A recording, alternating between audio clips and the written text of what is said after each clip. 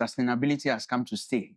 The earlier we embrace it, the better for us because when we talk of ESG, what does it really mean? ESG is really looking beyond. Then it means that actually sustainability is moving away from profitability. So that brings into the concept what we call the triple bottom line reporting, where we have. So now, this is it. In case I am not embarking on sustainability reporting, how am I making myself very invisible to the financial sector from investment and then banks? That's a good one. Like I said, sustainability has now moved from reporting. It has everything to do with how we create and sustain value. We are now moving towards an age where even before an investor will be interested in investing in you, they are looking at your operations.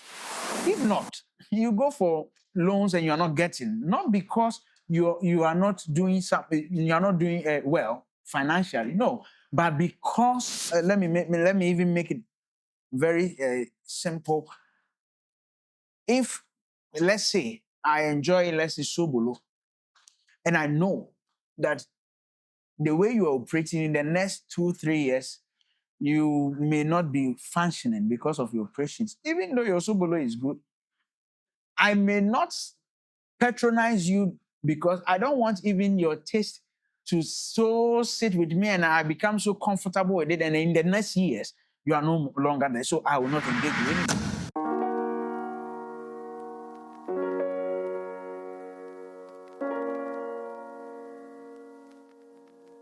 So we are at the accountancy conference, and today is conference day 2.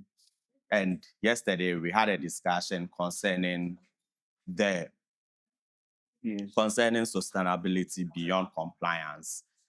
I believe this is as a result of the theme for this year's conference. And I have with me Bright here. We are going to have a deeper conversation and also try to practicalize the issues that we spoke about at the conference yesterday to ensure that you, the business owner out there, can take advantage of the professional discussion that is going to go on from here. Bright, welcome. Thank you. Thank you so much for inviting me to also speak or voice out my views also on sustainability. I think sustainability has come to stay. It's the better we embrace it, the earlier we embrace it, the better for us because by January 2027, ICAG has adopted sustainability. So IFRS S1 and S2 is in to stay. So it's better we now have the awareness, begin the process, then we pick it up from there because it's so important. That's fine. Then let's dive right into it. When we talk of ESG, what does it really mean? What is this environmental, social governance? What does it entail? Okay, thank you so much. I think ESG is quite broader. It's a big issue now that even on the global conversations we are talking about it. But what is it about? ESG is really looking beyond organizations making profit, okay? And now how organizations ask themselves the question that how can we survive the test of time in the long term, not just focusing on the revenues and the profits in the now. So the E in the ESG is environment. The environment bit is looking at how is our operations as a business impacting the environment within which we operate. So things like pollution, things like water consumption, things like energy use, things like water waste management, carbon emissions. Those are examples of the things we talk about when we are looking at environment. Then we look at the social bit of it. The social bit we are looking at how do we treat people. So, number one, we can talk about our employees, our customers. I mean, our society, the society within which we live. How are we treating the people in there? So, are we as a business, okay? Are we maltreating our employees just so we make profit? Are we cutting down their salaries just so we make profit? I mean, how are we treating them? It's so important that we talk about those things. And even the how are we treating the people within the communities within which we operate? Okay, the people factor. Okay, then we have the governance. Governance is largely looking at how the entity or the organization is being directed and controlled. So, are we having some good tone at the top? Are we having some good leadership? Are we having some transparency, accountability? Are we having proper oversight? So those are some of the discussions we talk about. How is the leaders of the entity committed? Yeah, okay. It's not just about having the nice policy frameworks and all those things on paper, but how are we also committed? Are we embedding sustainability or governance and all the social environment stuff in our culture? The way we our processes, how are they? So very is so key, a concept that we have to understand, so that it does not just become like a checklist or a compliance thing. We should move beyond compliance, because sustainability, it has everything to do with how do we create value as a business and how do we sustain the value we have also created. So important to really look at that. It's so important So in that regard. then it means that actually sustainability is moving away from profitability. Does that mean that? No, Mhm. no. Okay. Sustainability is not uh, drifting away from profitability. In Tell me fact, more. how a business, I mean, businesses exist to make profits. Okay. I mean, you should have some return on investment from the owners of the business. So profit cannot be taken out. So that brings into the concept what we call the triple bottom line reporting, where we call it the 3 Ps. So we look at your the planet, we look at the people, then we also look at the profit making. So the planet has everything to do with how your operations impact the planet or the environment within which you operate. Okay. Then we look at the people. How is your operation situated or in context, so that your operations can have some positive impact on the people within that remit. So your employees, the customers, the people in the society, and all that, very important. Then it comes to the economic bit, which is the profit. So it's like a triangle, okay? And you know how a triangle works. All the 3 dots must dots. connect Yeah. to make it holistic. So it is not just one side. If it is just about profit, then it cannot be sustainable. So we are telling you that look beyond profit.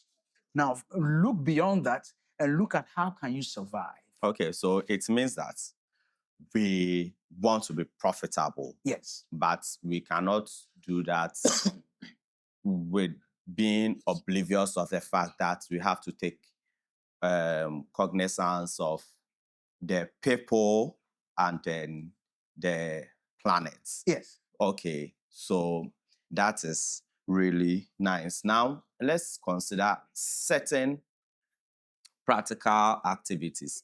Okay, certain practical activities on the planet side only. Let's dwell with the planets first. So, what are some of the practical activities we can have on the planet? So, for example, I spoke about waste management. Okay, how are you managing waste even in your business? So, in the industrial areas, after you've processed your things and you have those sewage and all those waste, is it connected in a way that it is not linked into any water bodies? Because if we don't look at how we are managing that, all those waste we generate from our operations will find its way in the water bodies. And the water bodies, they are also interlinked. So you may not drink it, but your sibling somewhere may be drinking that. So we should not think about making profit at all costs. It is good, but we should make profit responsibly. Okay, so waste management. We can talk about energy use. How are we being efficient when it comes to the use of energy? It's so important. We can talk about carbon emission. So how do we balance the two? You use plants that uses fossil fuel and all that, so you emit carbon. How do you balance the two? You can invest in tree planting. Okay, trees like the carbon dioxide for we call it photosynthesis.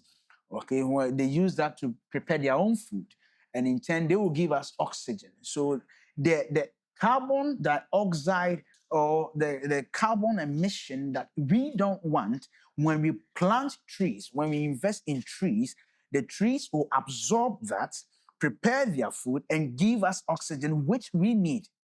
You get that? So at the planet side, those are some of the things we could do, so we can also limit our pollutions.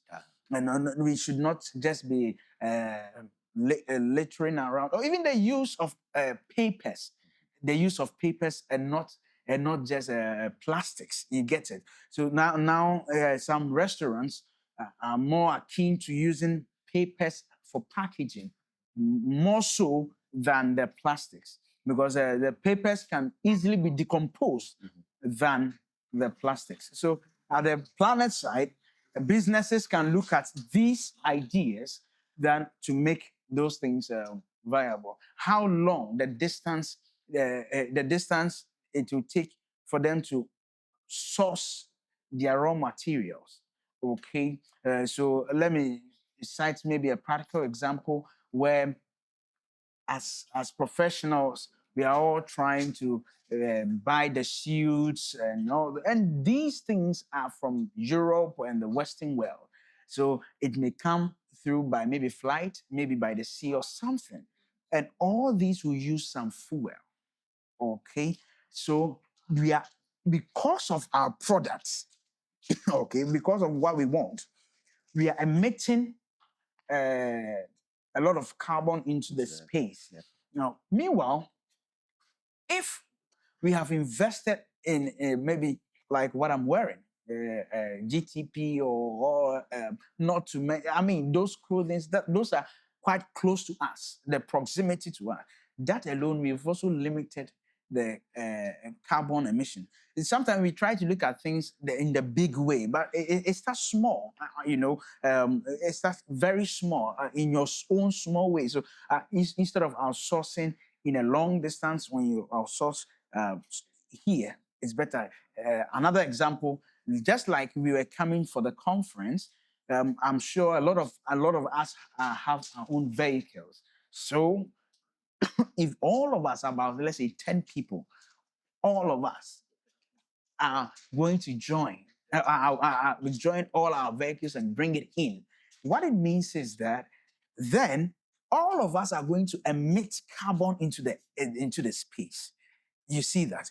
But what if maybe 2 or 3 people say, "Oh, let's drop our 7 cars. Let's join each other. So we are, let's say 10. So three people and then maybe 4.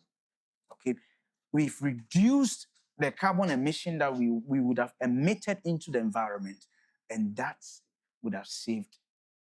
So, as a business, now this is one thing I want to say. We are looking at sustainability reporting for, of course, we are accountants. So, does it mean that as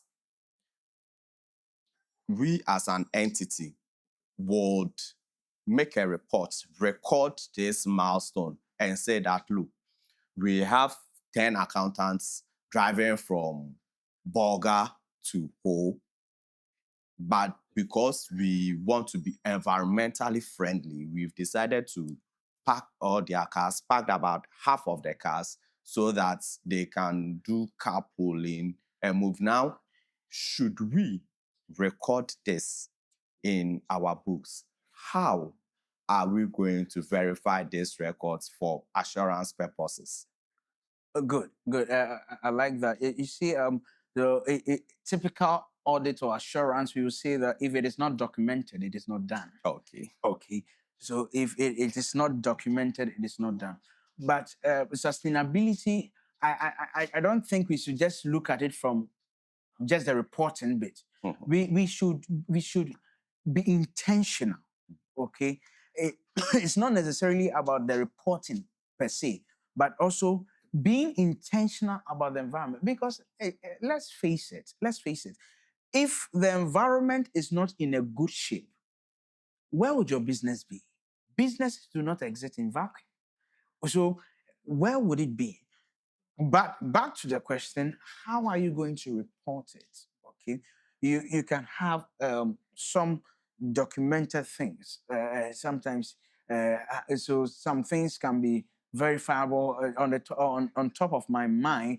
So you can say that as a business, because all of us are trooping into Ho, we are not going to use personal vehicles. Hence, we are using the company's bus or a vehicle. That is verifiable. It can be confirmed. And that is verifiable and can be confirmed. You may buy fuel on this date for this fuel, for this particular vehicle. And this vehicle was used for the purpose of this conference. And these are some justifications. What I mean, that's right. So it means the point I really wanted us to make is that so organizations are not going to really feel like let's do sustainability reporting with the mindset that it cannot be confirmed. So the accountant really has a way to confirm if you may not have a bus. Okay, if you do not have a company bus that is big enough to, you might definitely have made an invoice to exactly. to really go in and rent a bus outside from a third party, and then we can confirm that indeed you have reduced. That's good. Okay, then. But to top up with that, like I said earlier, I don't think we should.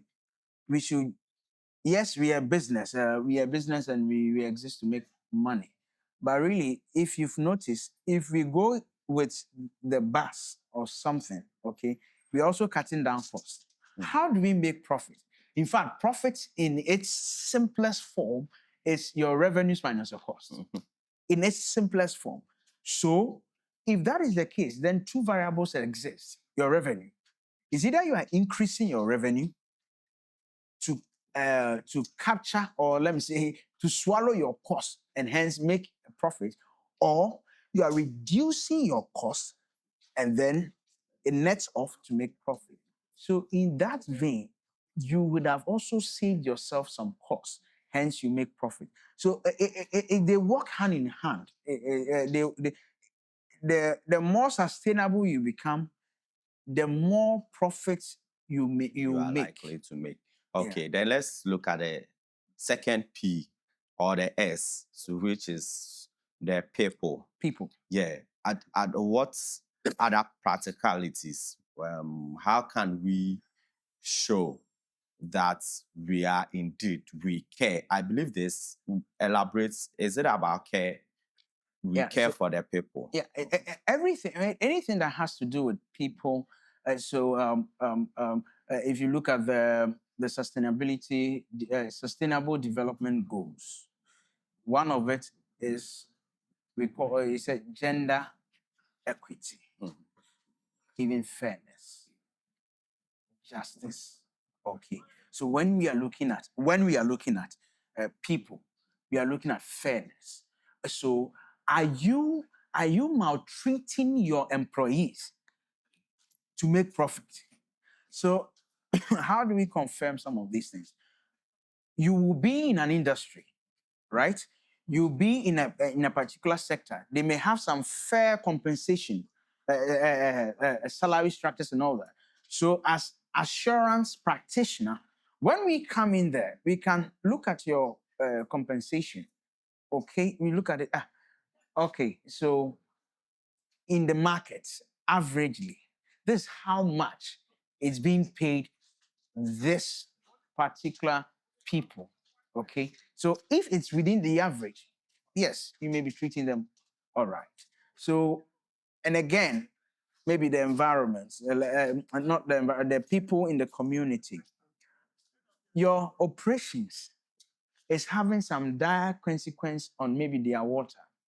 Okay, as a responsible business, you can have a water treatment plant for the community. So the waste, it comes here, you treat the water for them. You are caring for them. You know, so it goes hand in hand, and that makes you responsible. So don't just look at it from because we are saying people, your employees are part, which you also is an employee. So you should see yourself in that light. Yeah. Okay, so is it all about the payment, especially when we want to look at the internal people, all right? Is it only about their emoluments, their their salaries? That are there other ways that though we can have a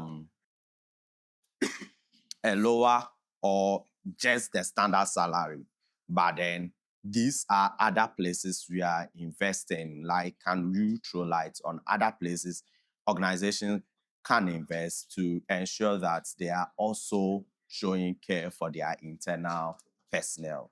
Yeah. So when we say benefits or treating your employees right, it's really not always about monetary. Okay. It can even be training. How are you developing them? Okay. We are talking about sustainability. We have to invest in knowledge because, like the good book says, the lack of knowledge, for that reason, people perish. So if that is the case, you as a business can invest in training for your staff. And that is also treating your staff very well. Okay. How do you respect them?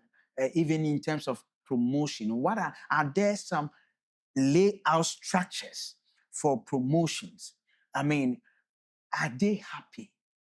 The bottom line is, are people, whether internal people, I'm saying internal, are they happy? So we can even measure it with your attrition levels. So how do people come in and they separate?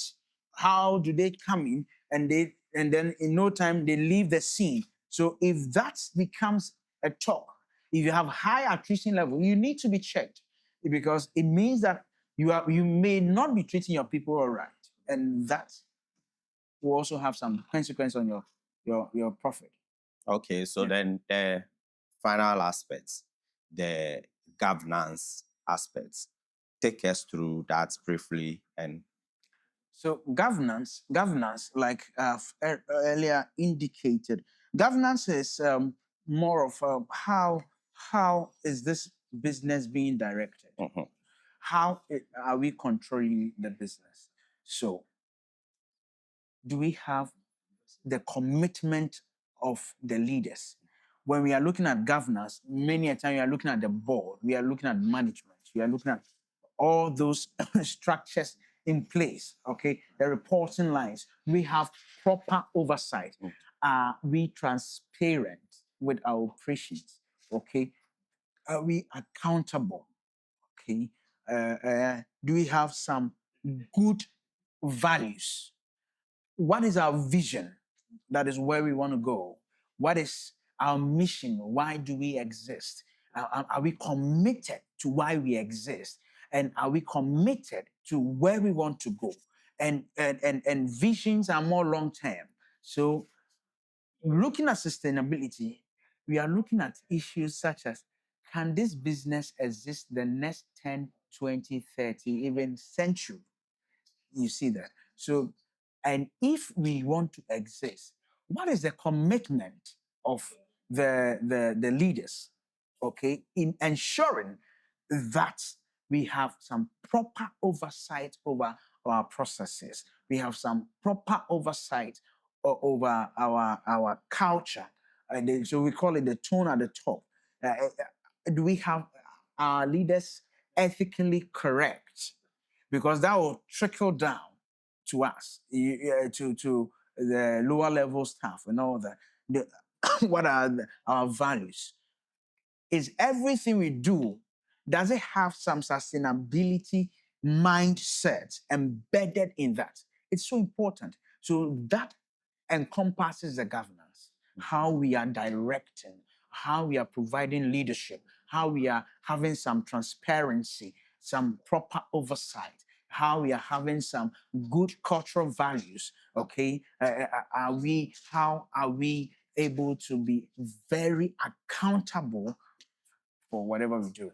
That's fine. So then management must really show that they are committed to this, And that is very they will key. have to make their decision. So now this is it. In case I am not embarking on sustainability reporting, how am I making myself very invisible to the financial sector from investment and then banks? That's a good one. Um, um, um, like I said, sustainability has now moved from reporting. It has everything to do with how we create and sustain value. Okay, and if you look at the as accountants, if you look at our conceptual framework, it talks about the users of financial information, and it mentions, if for nothing at all, three key stakeholders. One is your investors. Number two, your lenders. Number three, they call it other lenders. Okay, now this is this is it. We are now moving towards an age where even before an investor will be interested in investing in you, they are looking at your operations. So now corporate reporting is not just about the financial reporting, it has also in it the sustainability reporting. And both must talk to each other, they must interlink. Okay. Once those things come into play, that is where the investors will be interested. In fact, now we have what we call the green investors. So people who are interested in businesses that are doing sustainable things. Okay. So if you are doing sustainable things, you are likely to even get investors. Now, even the banks, some of the banks are looking at how, so they call it green financing. Green financing.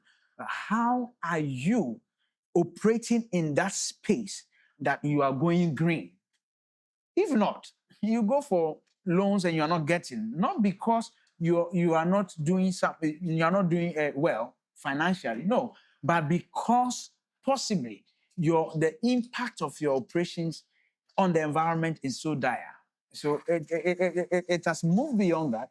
That now everyone, the investor, the the lenders, other lenders, and customers are all interested in how your business is being sustainable. Oh, nice. So meaning it's not just about the providers of resources or funds.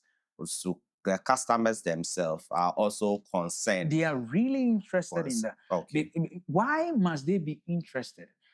You agree with me that no customer would want to deal with a business that whose image has been dent.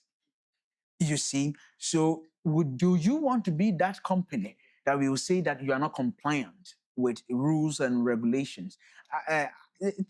Thankfully, the Institute of Chartered Accountants Ghana has adopted sustainability reporting. So now we have the IFRS S1 and S2, which takes effect 1st January 2027. So the earlier you learn this, the better for you. So it is now not about the reporting at all. It has moved beyond that. That said, if you are not compliant, do you want the regulators to come fine you? Some fines, some penalties. You are not going strictly by the standard operating procedures. And if that is the case, customers, once they see your names in the dailies, the graphics and all that, why should I buy from a company that is not responsible environmentally? Why should I buy from a company whose operations are not sustainable? I mean, there's that risk. So a customer, let me even make it very simple. If let's say I enjoy, let's say, Sobolo, and I know that the way you are operating in the next 2-3 years, you may not be functioning because of your operations. Even though your Sobolo is good, I may not patronize you because I don't want even your taste to so sit with me and I become so comfortable with it. And in the next years, you are no longer there. So I will not engage you anyway. So now it has moved beyond invested and all that. Even customers are interested in your business. Okay. So let's look at budgeting, right? Now we understand I really need to be sustainable. I need to consider this triangle to ensure that I can move beyond, I can function in the longest term. Okay. Right. However, I do not have budgets for this. I do not have budgets to set up a sustainability department or somebody. So how do we really start this? So it has everything to do with so we are looking at how do we make this practical.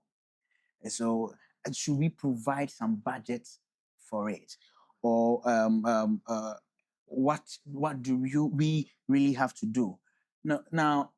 Sustainability, the good news is that sustainability does not really need a big budget.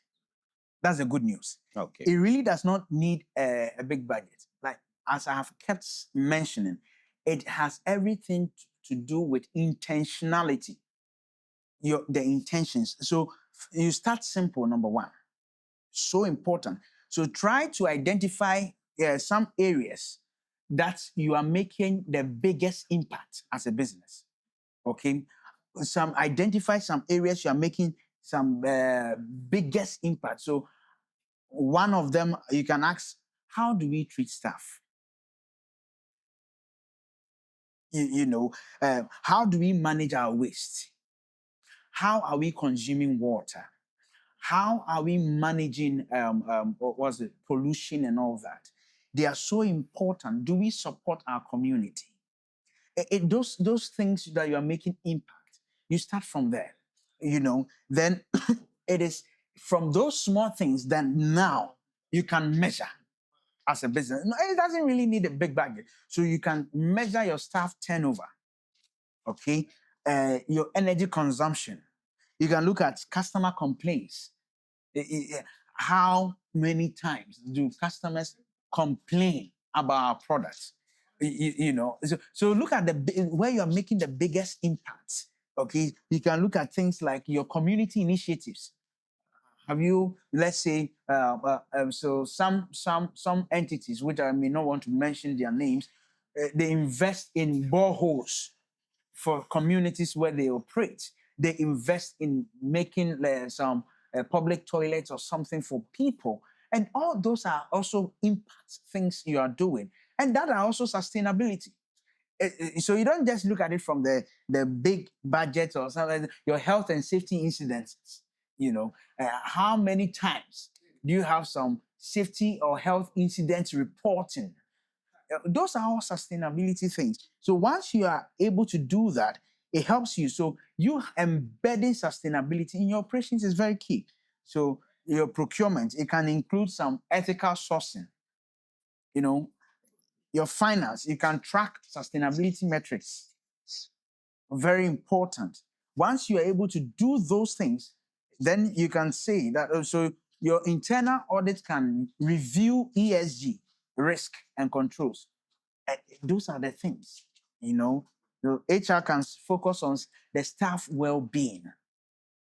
Very important. And are staff being engaged? Are they included?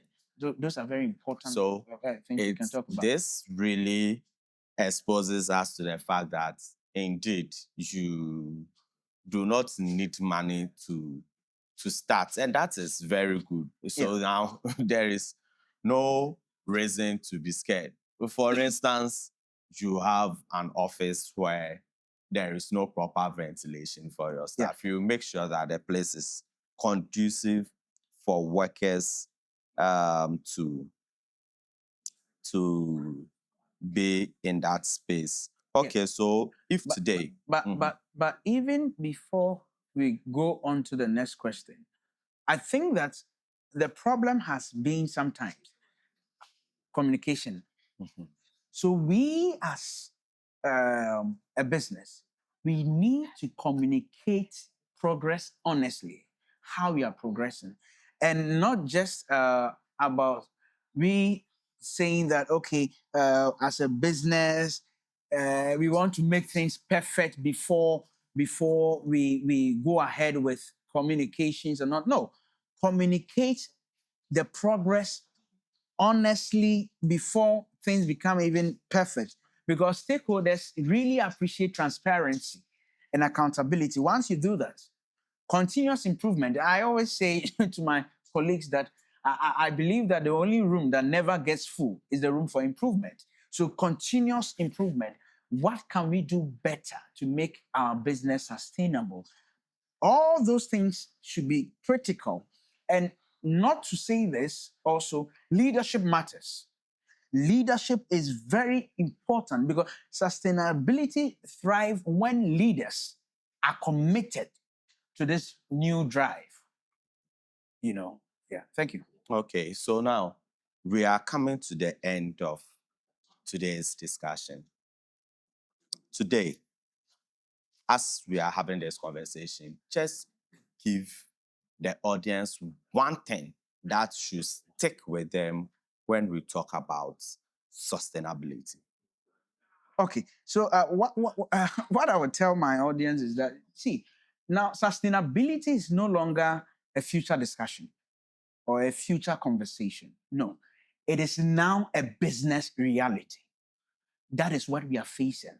And in fact, if you go into boardrooms, if you go into trying to secure a facility and all that, there's this thing that even they are interested in how you're operating, whether your operations are responsible, whether your operations are sustainable. Very important.